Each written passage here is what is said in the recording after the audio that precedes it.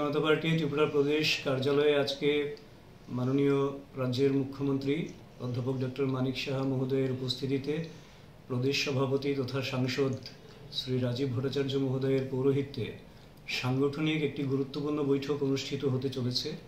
আপনারা অবগত আছেন, আমাদের ত্রিপুরা প্রদেশের বিভিন্ন জেলা কমিটি নতুন করে পুনর্গঠিত হয়েছে, মানে জেলার সভাপতি নির্বাচিত হয়েছেন যারা, তারাও আজকে বৈঠকে সামিল রয়েছেন এবং মন্ত্রী সহ অন্যান্য বিভিন্ন জেলার যারা সভাপতি, তারা অফিস বেয়ারার, তাদেরকে নিয়ে একটি গুরুত্বপূর্ণ সাংগঠনিক বৈঠক এবং সেই বৈঠকে আগামী দিনের কার্যক্রম কিছু গুরুত্বপূর্ণ বিষয় নিয়ে আলোচনা হবে এবং এই আলোচনার পর যে রূপরেখা তৈরি হবে আগামী কার্যক্রমের, তার দিনক্ষণ বা নির্ঘণ্ট এবং কি আমরা নতুন করে কার্যক্রম হাতে নিয়েছি সেই বিষয়গুলিকে আপনাদের সামনে আবারও আমরা তুলে ধরব।